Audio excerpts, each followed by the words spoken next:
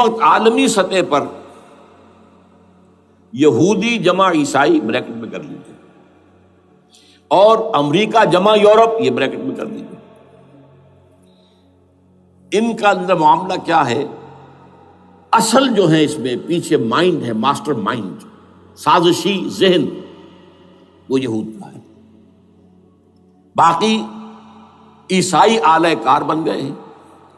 جو 100% آلہ کار ہے یہود کا وہ پروٹیسٹنٹس ہیں۔ پروٹیسٹنٹزم یہود ہی نے پیدا کرایا تھا، یہود ہی نے یورپ کے اندر سود کا رواج شروع کروایا، ورنہ سود حرام تھا وہاں پر بھی، یوزری بھی اور کمرشل انٹرسٹ بھی، دونوں حرام تھے، یہ یہودیوں نے کروایا۔ اور پھر پہلا بینک بنوایا ہے انگلستان کے اندر، بینک آف انگلینڈ، اور جو پوپ کے خلاف بغاوت کرائی تو پہلی بغاوت ہوئی انگلستان کے اندر، جو چرچ آف انگلینڈ علیحدہ ہو گیا پوپ سے، اور اسی کو یہودیوں نے قرار دیا یہ ہمارا ماڈرن اسرائیل ہے، یہ اسرائیل ہمیں دیا ہے گاڈ نے، یہ جو ہے برطانیہ۔ اس کے کچھ عرصے کے بعد یہی جو ہے ایکسوڈس ہوا ہے اور وہ امریکہ میں جا کے آباد ہوئے، لہذا امریکہ کو بھی جیوز نے کہا ہے دس از اندر اسرائیل، یہ ہے ہمارے اصل اسرائیل، ماڈرن اسرائیل یہ ہے، اس لیے کہ جو انہیں وہاں پر اقتدار حاصل ہوا ہے، جو قوت حاصل ہوئی ہے، جس قدر دولت انہوں نے وہاں جمع کی ہے، وہاں کے جس طریقے سے جکڑ لیا ہے حکومتوں کو، فرنگ کی رگے جہاں پنجے یہود میں ہے۔ ٹھیک 100 سال پہلے علامہ اقبال یہ مشاہدہ کر کے آ گئے تھے یورپ میں، اور کون دیکھنے والا تھا کہ وہاں کیا ہو رہا ہے، بیہائنڈ دی سین کیا ہے، سامنے کیا ہے، پردے کے پیچھے کیا ہے۔ فرنگ کی رگے جہاں پنجے یہود میں، اس وقت فرنگ کا امام تھا برطانیہ، یہ وہ سلطنت تھی جس پر سورج کبھی غروب نہیں ہوتا تھا۔ آج وہ فرنگ کا امام امریکہ ہے،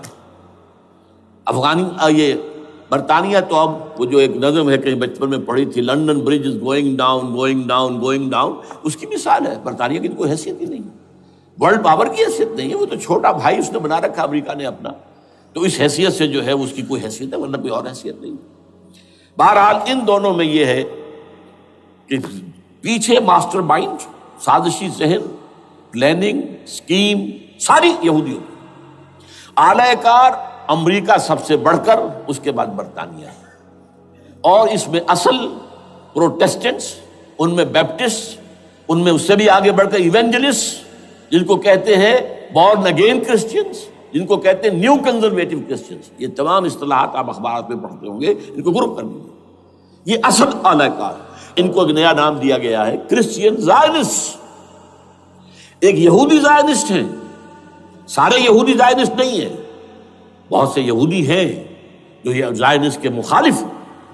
چنانچہ میری ہیوسٹن میں ملاقات ہوئی تھی ڈاکٹر وشو گرانڈ، بہت بڑا پروفیسر ایمیریٹس یہودی، لیکن یہ کہ اس نے کہا، بڑے اجتماع میں کہا، ہمارا اجلاس تھا وہاں پر، ہم نے یہ جو ہے بلایا تھا ایک یہودی، ایک عیسائی اور ایک مسلمان، تینوں جو ہیں وہ تقریریں کریں۔ انہوں نے کہا تھا کہ وی آر ناٹ سپورٹنگ اسرائیل۔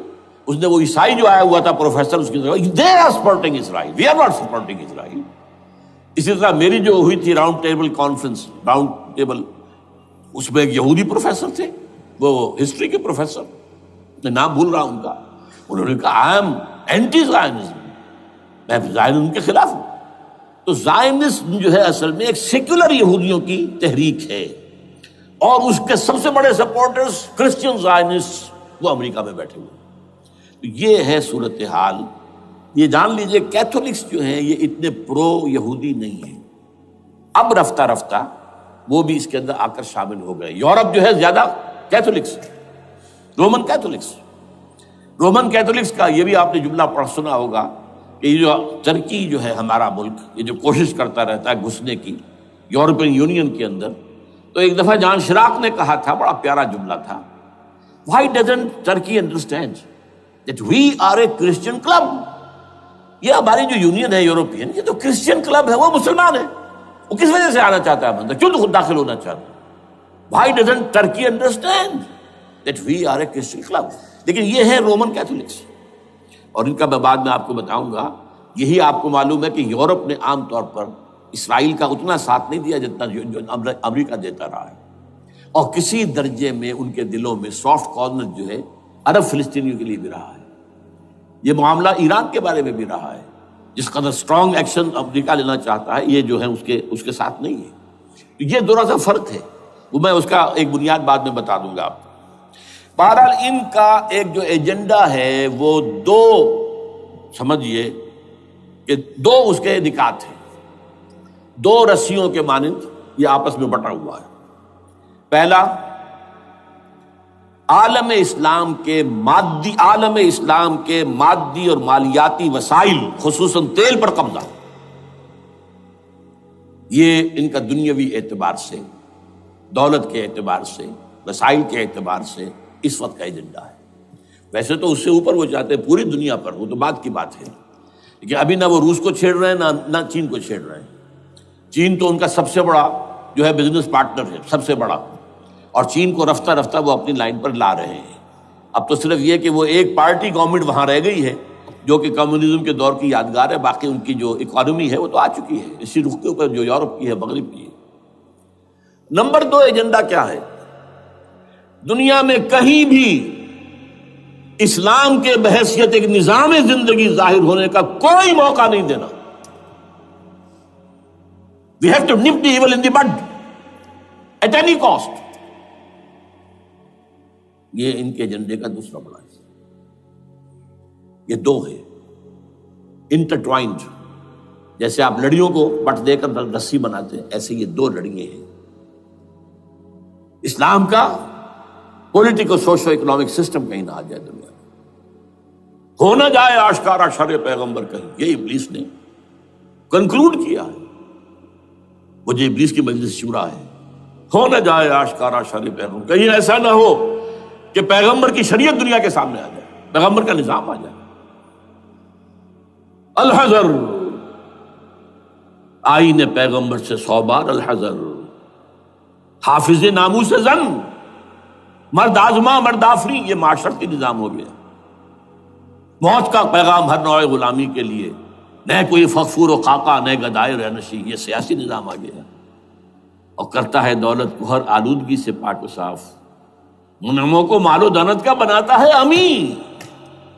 تم دولت کے امین و مالک نہیں ہو، اور اس سے بڑھ کر اور کیا فکر و عمل کا انقلاب، بادشاہوں کی نہیں اللہ کی ہے یہ زمین، ان الارض للہ، یہ نظام کہیں نہ آ جائے دنیا، یہ ہے جس پہ کہ وہ خطرہ محسوس کر رہا تھا۔ اور اس کے بعد یہ کہتے ہیں،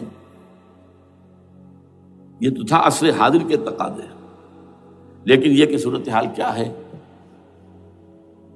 ہو نہ جائے آشکارا شر پیغمبر کہیں، ہے یہی، یہ معاملہ اس طرح رکھو کہ خود مومن ہے محروم یقین، یہ غنیمت ہے کہ خود مومن ہے محروم یقین۔ ہمیں اگر کوئی سہارا ملتا ہے تو اس سے کہ مومنوں کو بھی، نام نہاد مسلمانوں کو بھی اپنے اس نظام پر یقین نہیں، وہ نماز پر یقین رکھتے ہیں، روزے پر رکھتے ہیں، زکوٰۃ کو بھی دو بیج اللہ تعالیٰ جس کو توفیق دیتا ہے، حج کرتے ہیں، عمرے کرتے ہیں، یہ ہے سب، لیکن یہ کہ یہ غنیمت ہے، چشم عالم سے رہے یہ پوشیدہ یہ آئین تو خوب۔ وہ ابلیس کہتا ہے کہ یہ آئین چشم عالم سے پوشیدہ رہنا چاہیے، یہ غنیمت ہے کہ خود مومن ہے محروم یقین۔ ہمارے لیے جو ہے اگر کوئی سانس لینے کی جگہ ہے وہ یہ ہے، حوصلہ افزائی اگر ہے تو اس میں ہے کہ خود مومن محروم یقین ہے، اس کے سامنے وہ راستہ ہے ہی نہیں۔ اب لیجئے یہودیوں کے ایجنڈے کو میں تجزیہ کر رہا ہوں۔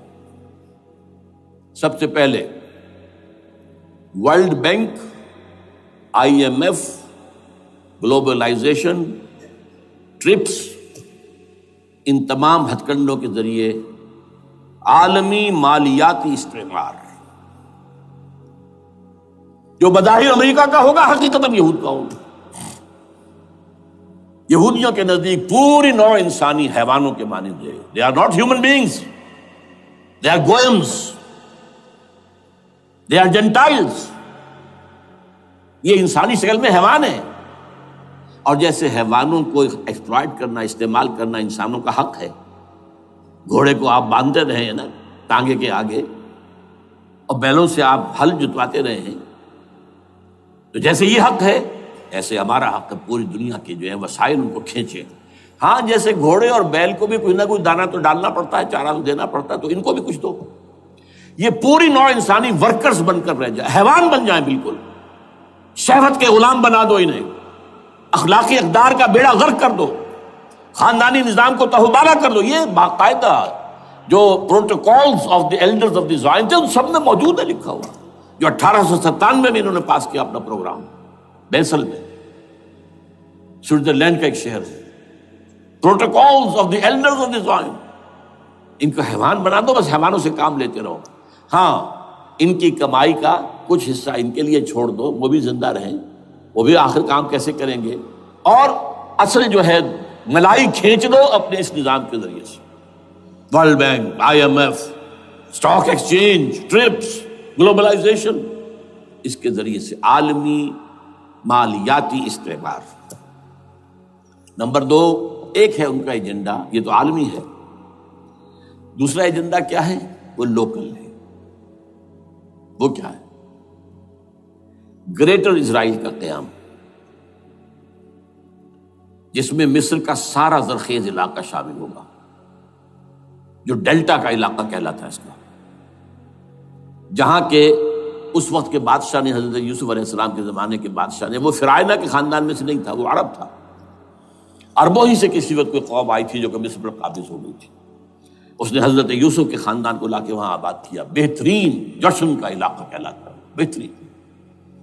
وہ کہتے ہیں ہمارا ہے، ہم رہے وہاں پر کئی سو برس تک رہے. عراق ہمارا ہے، وہاں ہمیں قید میں رکھا گیا، نبوکدنضر لے گیا تھا. عرب کا شمالی حصہ جو ہمارا ہے، وہاں خیبر میں یہودی قلعے تھے، اور وہاں مدینے کے اندر جو ہے 3 قبیلے یہودی تھے جنہیں محمد نے صلی اللہ علیہ وسلم وہاں سے نکال باہر کیا تھا. یہ جارڈن یہ ترکی کا بھی کچھ حصہ ہمارا ہے. باقی پورا لبنان اور پورا فلسطین، یہ سب اس کے اوپر بنے گا ایک greater Israel. This is there local agenda. اور اس کے لیے ضروری ہے ایک بہت بڑی جنگ. ایسے آسانی سے نہیں ہو جائے گا. آرمگیڈون، جس کو حضور نے فرمایا الملحمۃ العظمیٰ، الملحمۃ الکبریٰ، بہت بڑی جنگ، جس کی خوفناکی اور تباہ ناکی کا اندازہ اس سے کیجیے. حضور فرماتے ہیں کہ اگر ایک باپ کے 100 بیٹے یا ایک دادا کے 100 پوتے ہوں گے تو ان میں سے 99 ختم ہو جائیں گے، ایک بچے گا. اور ایک جگہ فرماتے ہیں اتنی اموات ہوں گی، اتنی لاشیں ہوں گی کہ ایک نفاست پسند پرندہ جو ہے، جو گندگی پہ نہیں اترنا چاہتا. ایک تو ہے یہ کوے، چیلیں، گدھ، وہ تو گندگی ہی کی تلاش میں ہے مردار کھانے کے لیے، وہ تو لاشوں کو نوچ رہے ہوں گے. وہ پرندہ جو ہے نفاست پسند پرندہ، وہ نہیں اتر سکے گا. اڑتا اڑتا چلا جائے گا، لیکن لاشوں کا سلسلہ ختم نہیں ہوگا، یہاں تک کہ تھک ہار کر لاشوں پر گر جائے گا. یہ دور نہیں ہے، اس لیے کہ اس پر متفق ہیں یہودی بھی اور عیسائی. پروٹسٹنٹس، عیسائی اس کے اوپر پوری طرح متفق ہیں. آرمگیڈون، جسے آپ 3rd ورلڈ وار کہہ لیں، الملحمۃ العظمیٰ کہہ لیں، الملحمۃ الکبریٰ کہہ لیں، حضور کے الفاظ میں یہ آئے گی. اس کے نتیجے میں گریٹر اسرائیل بنے گا. نمبر 3، پھر بنے گا 3rd ٹیمپل، جو ٹائٹس نے گرا دیا تھا 70 میں، سن 70 عیسوی، جسے گرے ہوئے کتنا عرصہ ہو گیا؟ 2008. اندازہ کر لیجئے 1800 کتنے برس ہو چکے. وہ دوبارہ بنائیں گے 3rd ٹیمپل، اور اس کے لیے مسجد اقصیٰ کو گرائیں گے، اور ڈوم آف دی راک، قبۃ الصخرہ، اسے گرائیں گے. وہاں لا کر پھر اس میں کنگ ڈیونز تھرون لا کے رکھا جائے گا. یہ بھی میرے علم میں پہلی مرتبہ اسی ٹرمپٹ کے اشارے سے آیا. وہ کیا ہے؟ حضرت داؤد کا. آج سے کتنے 1000 سال پہلے کی بات ہے، اندازہ کیجیے. 1000 قبل مسیح، اور یہ اب 2000 ہو گیا عیسوی، 3000 برس تو ہو گئے. وہ کیا تھا؟ ایک پتھر تھا جس پر بٹھا کر حضرت داؤد کی تاج پوشی کی گئی تھی. پھر اسی پر حضرت سلیمان کی تاج پوشی ہوئی، پھر اسی پر ان کے بادشاہ آتے رہے، تاج پوشی ہوتی گئی. ٹائٹس نے جب گرایا ہے سن 70 عیسوی میں، یروشلم کو برباد کیا، 1,33,000 یہودی ایک دن میں قتل کیے، ایک دن میں، باقی نکال دیا، بھاگ جاؤ یہاں سے. اس کو کہتے ہیں diaspora, that started in 70 AD. یہ منتشر ہو گئے، جس کا جہاز سنگھ سمایا چلا گیا، یورپ میں چلے گئے، شمالی افریقہ میں، مسلمان ملکوں میں، انڈیا میں آ گئے، ایران میں آ گئے، سب وہاں سے نکال دیے گئے. ڈائسپورا. بہرحال وہاں سے وہ ٹائٹس وہ پتھر لے گیا، وہ روم میں لے گیا، روم سے کسی طرح وہ آئرلینڈ پہنچ گیا۔ آئرلینڈ پیور کیتھولک ملک ہے، آپ کو معلوم ہوگا، اور وہاں پر پروٹیسٹنٹس کی اور کیتھولکس کی جنگیں ہوتی رہتی ہیں۔ کبھی بھی شیعہ سنی مسلمانوں کی اس طور سے خانہ جنگی نہیں ہوئی ہے جیسے کہ وہاں ان دو عیسائیوں میں کیتھولکس اور پروٹیسٹنٹس میں ہوتی ہے۔ وہ رومن کیتھولک ملک ہے بیچ میں۔ وہاں سے وہ انگلینڈ میں آیا، انگلینڈ میں جب آ گیا، بلکہ وہاں سے اسکاٹ لینڈ سے انگلینڈ میں پھر اس کو ایک کرسی کے اندر اس کی سیٹ کی حیثیت سے بنا کر ایک تھرون کی شکل دے دی گئی، اور وہ جو ویسٹ منسٹر ایبے ہے، برطانیہ کے پارلیمنٹ کے ساتھ جو چرچ ہے ویسٹ منسٹر ایبے، وہاں اس کو لا کے رکھ دیا گیا۔ اس وقت سے برطانیہ کے بادشاہوں اور ملکاؤں کی تاج پوشی وہاں ہوتی ہے۔ تو ایک یہ ہے کہ پھر اس کو لا کر وہاں